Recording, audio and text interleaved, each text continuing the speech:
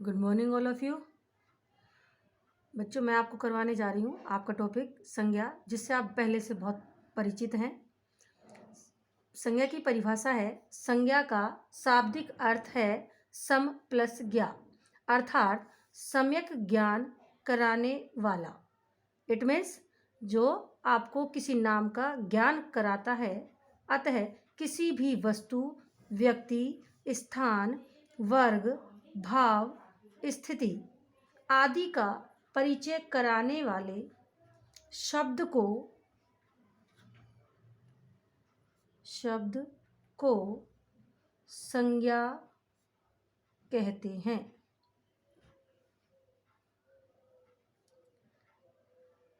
संज्ञा को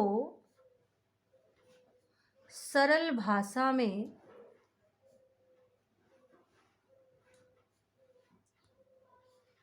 नाम भी कहते हैं।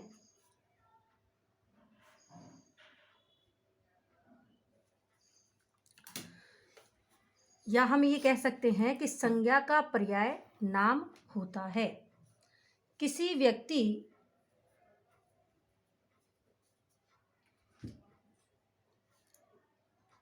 यानी प्राणी में जीव जंतु सभी आ जाते हैं, यानी लिविंग थिंग्स।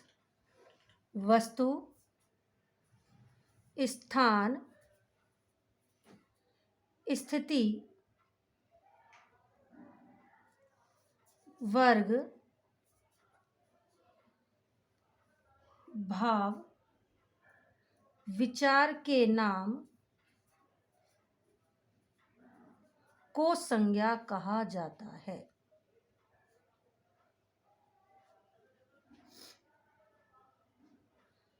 मैं दोबारा दोहरा रही हूँ इस चीज को। देखिए, संज्ञा का शाब्दिक अर्थ है सम प्लस ज्ञा, अर्थात सम्यक ज्ञान कराने वाला। किसी भी वस्तु, व्यक्ति, स्थान, वर्ग, भाव, स्थिति आदि का परिचय कराने वाले शब्द को संज्ञा कहते हैं। हमारी सरल भाषा में इसको हम नाम के नाम से भी जानते हैं। संज्ञा यानी किसी नाम से उसको अभिहित कर दिया जाता है, उसे हम संज्ञा कहते हैं। बच्चों, ये तो हुई संज्ञा की परिभाषा। अब हम संज्ञा के भेद को जानेंगे कि संज्ञा के कितने भेद होते हैं। मुख्य रूप से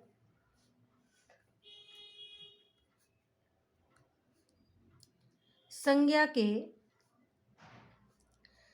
3 भेद होते हैं।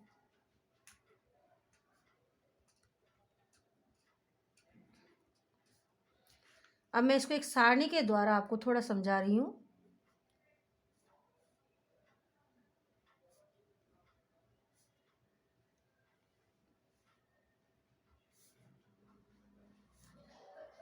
नंबर 1 पर व्यक्तिवाचक संज्ञा।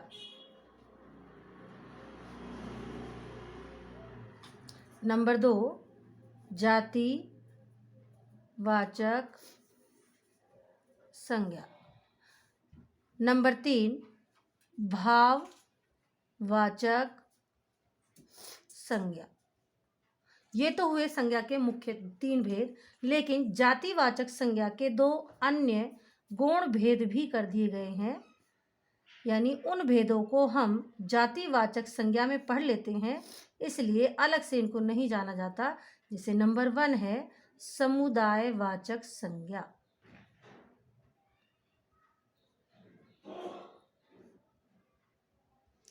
नंबर 2 द्रव्य या पदार्थ वाचक संज्ञा। अब मैं आपको इन संज्ञा के भेदों को थोड़ा समझा रही हूँ। देखिए, व्यक्तिवाचक संज्ञा।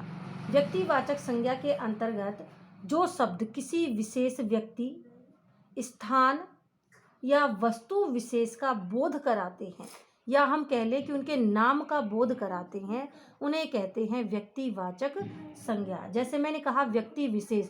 व्यक्ति विशेष में जैसे हम लोगों का नाम, यानी जैसे अनीता, नरेश, सुरेश आदि। उसके बाद मैंने कहा स्थान विशेषण, कोई भी जगह, जैसे अलवर, आगरा, जयपुर। उसके बाद कहा मैंने वस्तु विशेष, जैसे किसी पर्वत का नाम, किसी पुस्तक का नाम, किसी नदी का नाम, ये सभी व्यक्तिवाचक संज्ञा के अंतर्गत आते हैं। नंबर 2 मैंने कहा जातिवाचक संज्ञा।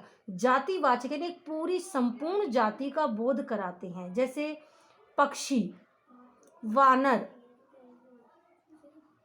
आदि का बोध कराने वाले शब्द जातिवाचक संज्ञा के अंतर्गत आते हैं। नंबर 3 भाववाचक संज्ञा। भाव में जैसे व्यक्ति के गुण, दोष, स्थिति आदि का बोध कराने वाले शब्द भाववाचक संज्ञा के अंतर्गत, जैसे हमारे मन में किसी के प्रति मित्रता का भाव है, तो ये हुई मित्रता शब्द जो है वो भाववाचक संज्ञा के अंतर्गत आएगा। अब बात आती है जातिवाचक संज्ञा के 2 गौण भेदों की। नंबर 1 समुदायवाचक। जैसा कि जातिवाचक संज्ञा में हमने पढ़ा कि किसी भी जाति वर्ग का बोध कराने वाले शब्द जातिवाचक संज्ञा के अंतर्गत, तो वही बात यहाँ समुदायवाचक संज्ञा में होगी।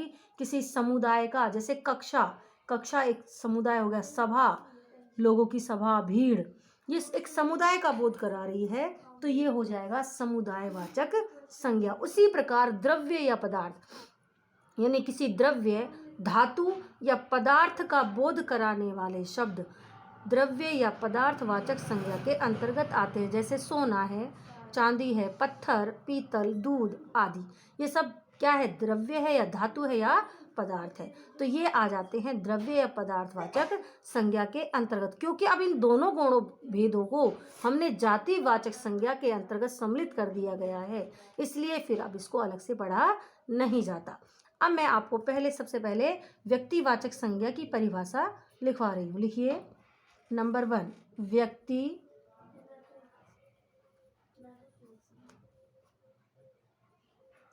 वाचक संज्ञा। जो शब्द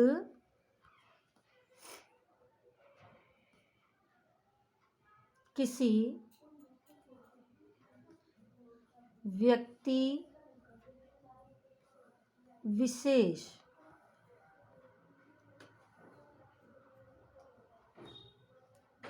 या स्थान विशेष या वस्तु विशेष का बोध कराते हैं या उसके नाम का बोध कराते हैं, उन्हें व्यक्तिवाचक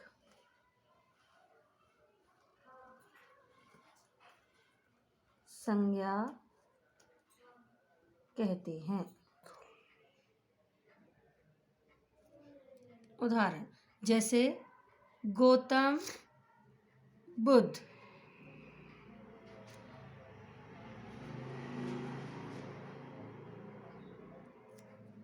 हिमालय,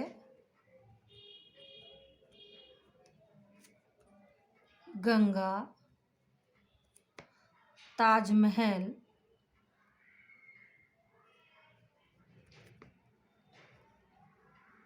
सीता, रामायण आदि। अब देखो बच्चों, गौतम बुद्ध व्यक्ति का नाम है, हिमालय पर्वत का नाम है, गंगा नदी का नाम है, ताजमहल जो स्थान है, सीता किसी लड़की का नाम हो सकता है, रामायण पुस्तक का नाम। तो अब इसमें व्यक्ति भी आ गया, स्थान भी आ गया, और जो है वस्तु, इनके नामों को हम कहेंगे व्यक्तिवाचक संज्ञा। यदि मैं हिमालय के स्थान पर ये कहूँ कि ये पर्वत है, तो ये फिर व्यक्तिवाचक संज्ञा नहीं रहेगा, ये बन जाएगा जातिवाचक संज्ञा, क्योंकि पर्वत एक पूरा समुदाय यानी बहुत सारे पर्वत को इंगित करता है, इसलिए फिर ये जातिवाचक संज्ञा के अंतर्गत है। तो सीधी सी बात यहाँ समझ में आ जानी चाहिए कि जब नाम का बोध होता है, नाम यानी व्यक्ति का नाम हो या फिर किसी स्थान का नाम हो या फिर किसी वस्तु का नाम हो, नाम का बोध कराने वाले शब्द को कहेंगे हम व्यक्तिवाचक संज्ञा। नंबर 2 जातिवाचक संज्ञा।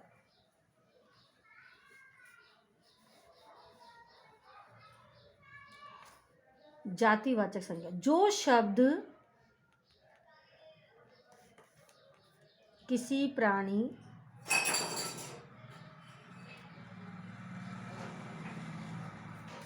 पदार्थ या समुदाय की पूरी जाति या वर्ग का बोध कराता है,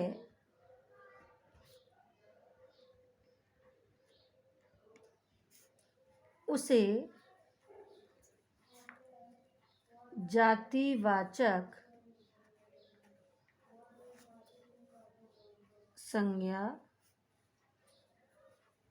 कहते हैं। जैसे लड़का, पर्वत, पुस्तक, घर, नगर, झरना, वानर,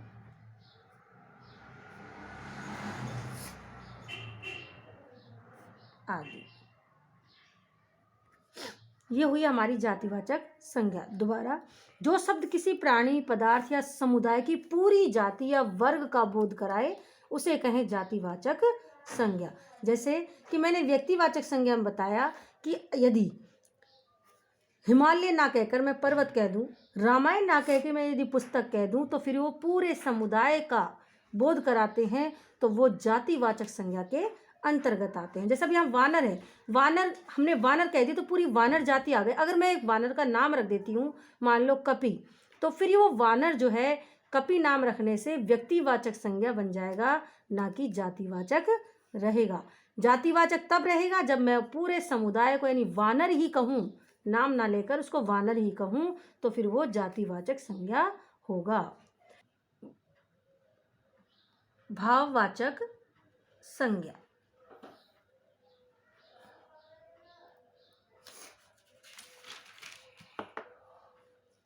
जिन शब्दों से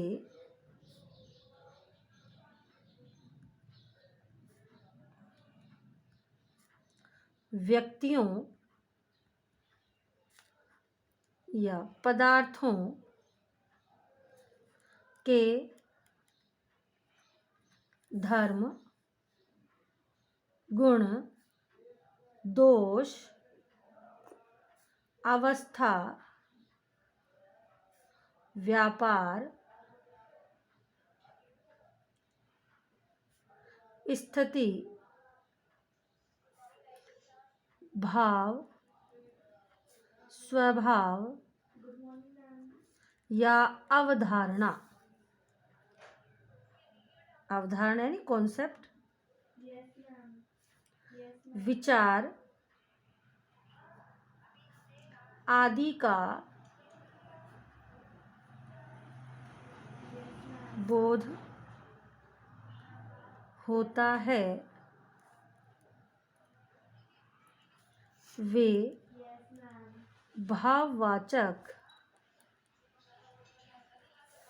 संज्ञाएं कहलाती हैं, संज्ञाएं कहलाती हैं। उदाहरण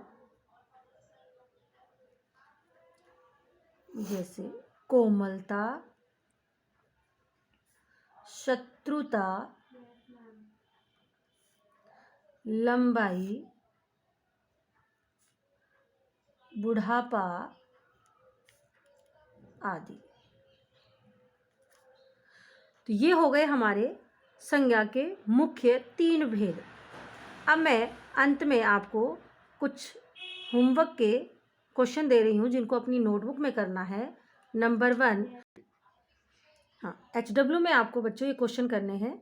संज्ञा किसे कहते हैं? क्वेश्चन नंबर 2, संज्ञा के भेदों को उदाहरण सहित परिभाषित कीजिए। क्वेश्चन नंबर 3, संज्ञा के भेदों की सारणी बनाइए। इसमें दोनों भेद आ जाने चाहिए, मुख्य भेद भी और गौण भेद भी। नंबर 4, ये 2 क्वेश्चन है जो रिक्त स्थान की पूर्ति आपको करनी है। संज्ञा को सरल भाषा में क्या कहते हैं वो इसमें लिखना है। नरेश, अलवर, ताजमहल कौन सी संज्ञा के उदाहरण हैं? ठीक है बच्चों, आज के लिए इतना ही काफ़ी है। बाकी जो संज्ञा के भेद बच रहे हैं गुण, उनको हम कल करेंगे। तब तक के लिए गुड बाय।